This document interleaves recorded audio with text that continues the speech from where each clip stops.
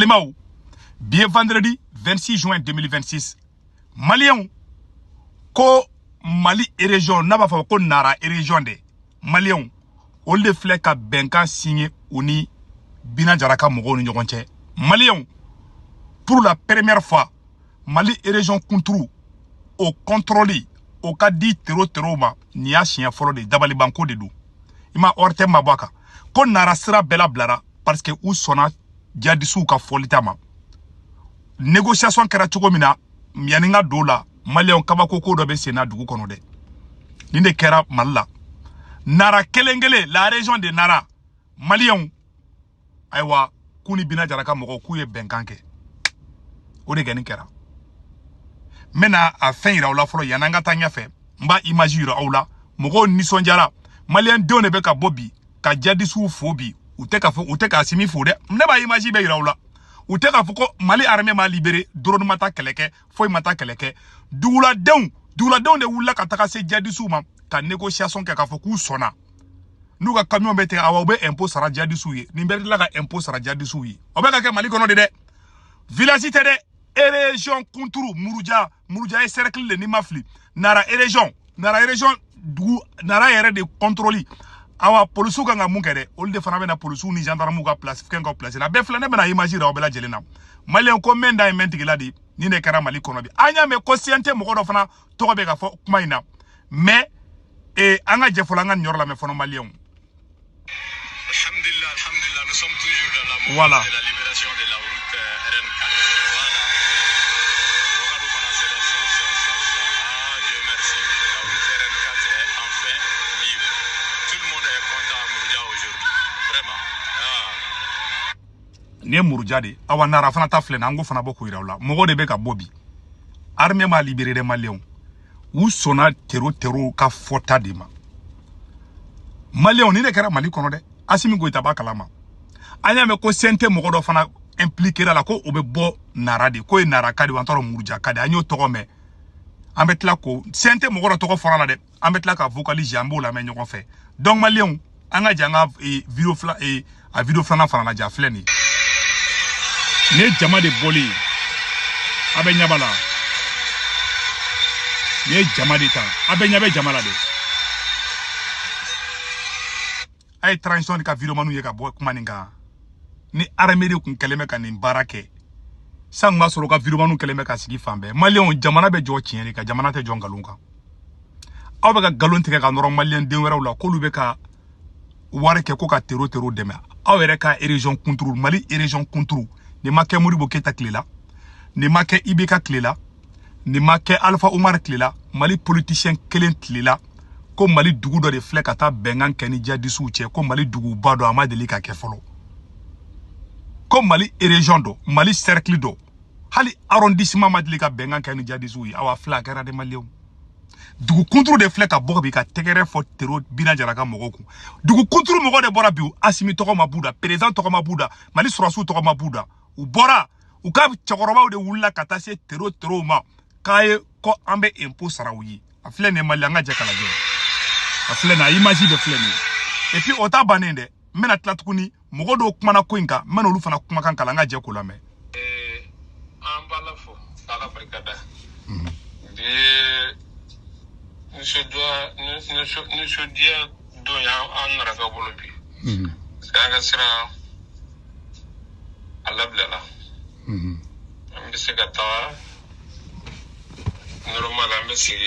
normal ne Nara kado de mangande ngasira lablala alaga nki sin jona vraiment amina tawi folo ni mawli sura wa ni famu be paragwa katanu mawli ni mawli sura bankambe ke famu de ani asun abi boni mawli shede asun to ma bore fama mai fana dicen kere fe be jin kono alawa zi ka fori wala ni au ko shi ka foti ki angata na edran kata na ça peut pas marcher bi naraka bi ala fo barkada ka mo barkada mun wala ku shondala buka no ha shagana tukamina ko ni ga bore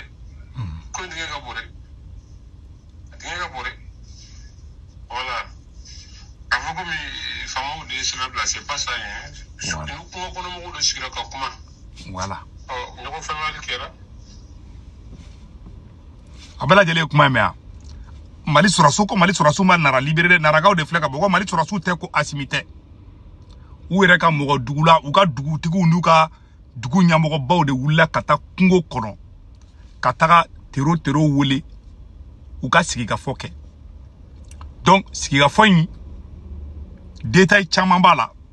mais an bɛ mun kɛ ni kalama bɛnkan de kɛra ni dun ye bɛnkan kɛ ni tero i ka dugu encercler ni y'u ye ka sɔn i bolo kɔrɔ k'e sɔnna u ta ma ni y'u ye k'i ka dugu libéré u ma foyi k'i ka dugu la u ye duguladenw to ka don cogo mun y'u diya o kɔrɔ ko duguladenw bɛ impôt sara ka di jadisiw de ma jamana impôt min kan ka bila jamana budget kɔnɔ dɛ o de bɛna ta san k'o di binaka mɔgɔw ma o bɛ tila k'u la bɛn tuguni ka sogo ni malo ni kini ni basi ani sɛsogo ɲimi ka i faw la ka tila k'an ka citernes jeni k'an ka sɔrɔsiw faga maliyɛndenw de bɛ tila k'u balo maliyɛndenw de bɛ tila ka impôt sara u ye awa o Assimi Goïta kɛlɛ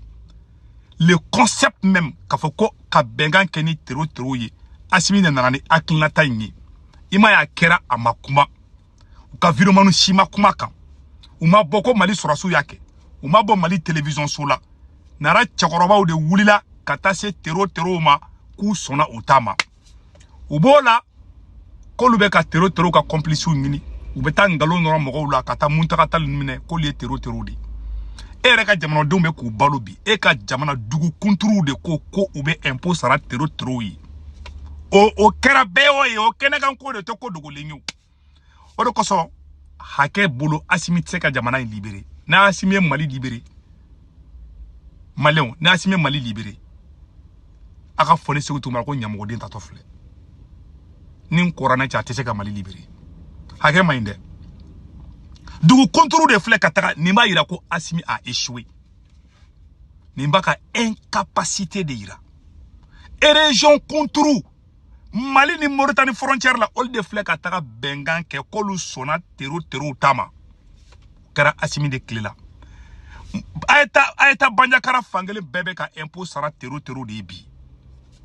olu bɛ ka impôt sara ko wari de di tero ma donso y'a kɛlɛ kɛ ka dɛsɛ Assimi ma sɔn ka donso dɛmɛ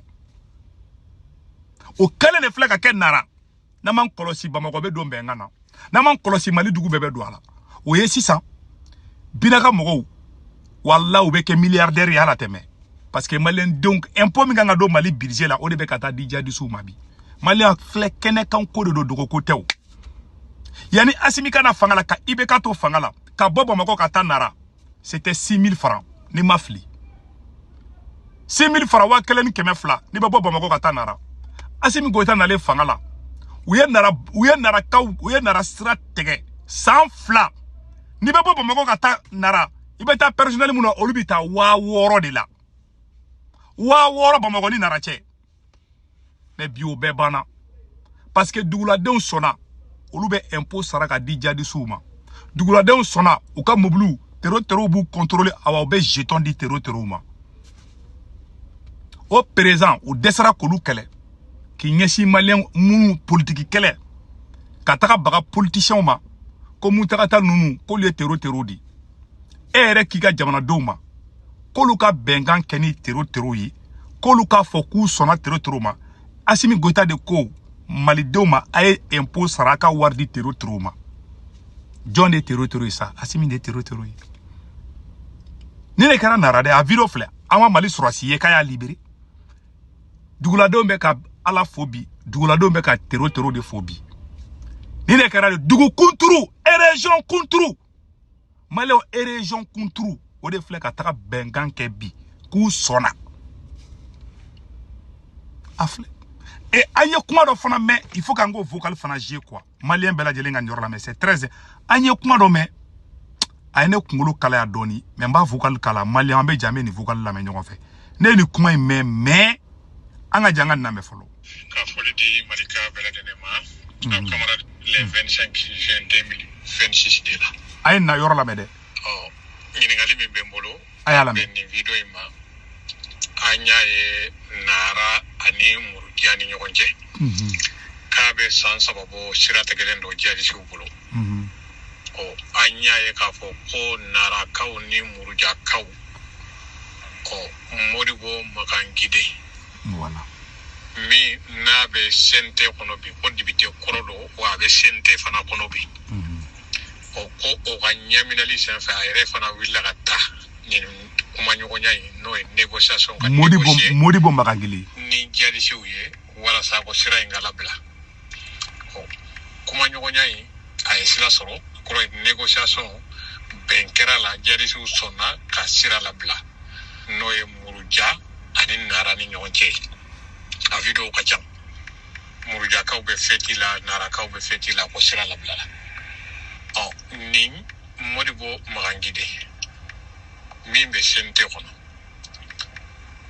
ale ni baranke tegere fora narakaw oluka nga tegere ko muruja kaw oluka nga tegere ko bawo bara tono folo olu de tadu Omar Morko no e docteur Omar Morko parti sadi président ale willa katani nyogona kuma nyogonya keni jini moye foto ko la jadi suye ko aba nyunu fe mali sorasi munu ni mo wero ni olube kele minali de nyalu bolo ka ulabla usona kamogo nani labla utaru ga demba yala Umar Morko koso muna malika do ani fanga ere bon fanga ta sa bandi munu bankuna muna olube Umar Morko ta kake ko de jalisu ka complicité parce que atara kuma nyogonya kenu ye ka malika do labla ere ga sente mimbe mo mimbo kono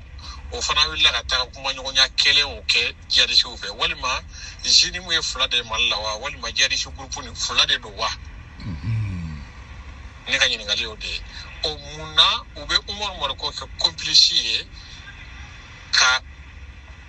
imakun modibo magangire tainga voilà wali ma juguya de dowa ngo utise sadero koso sorasi ma fanga la quoi ala ka danfin be clé me ka teme sorasi ka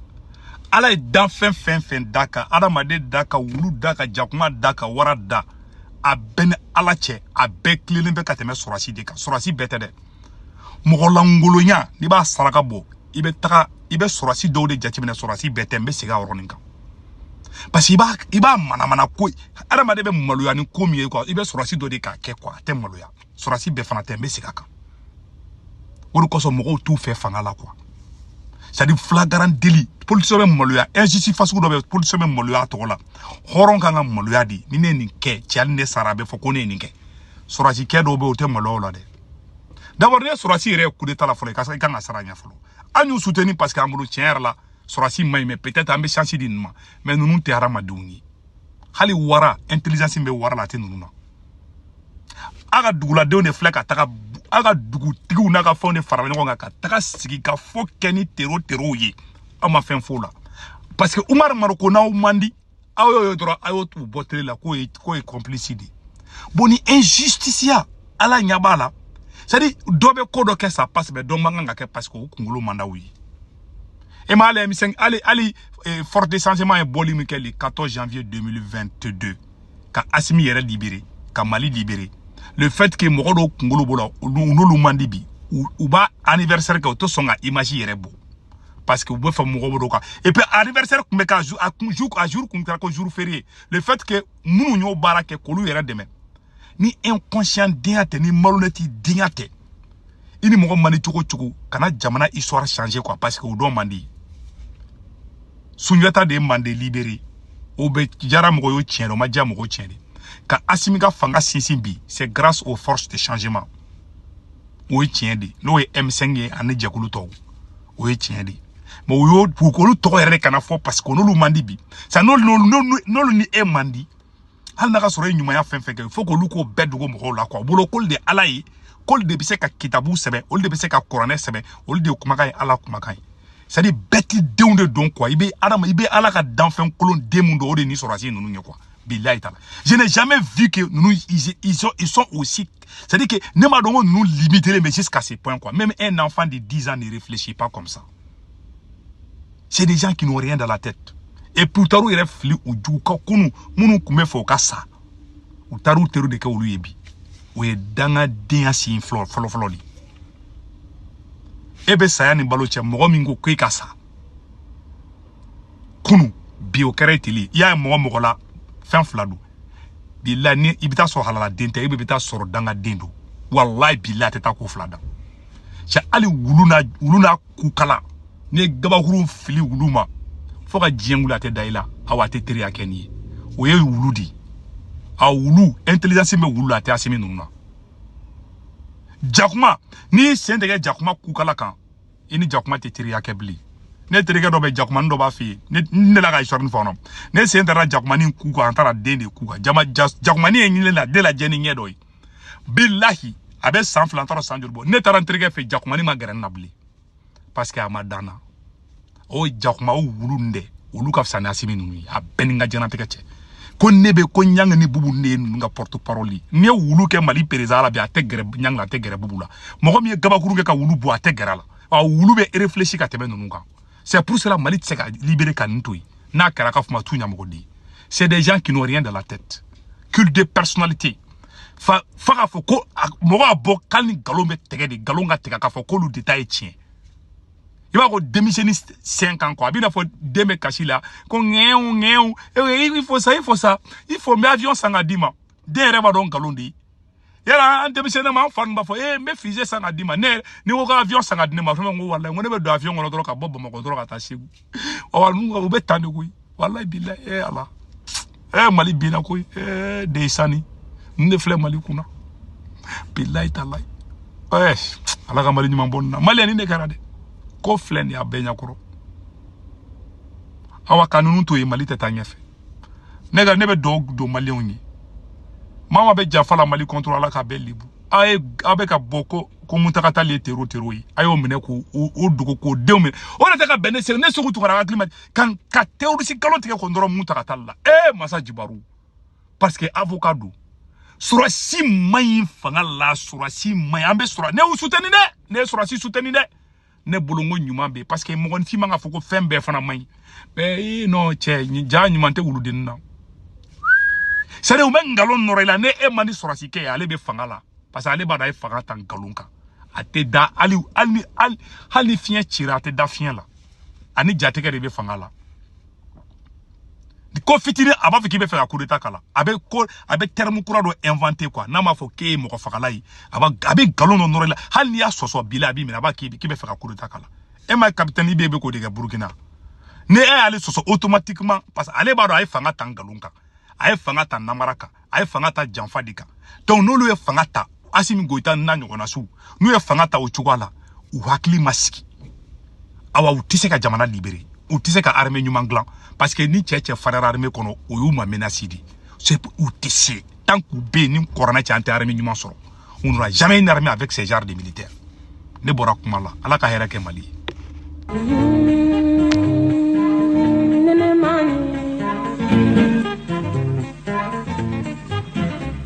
Mm-hmm.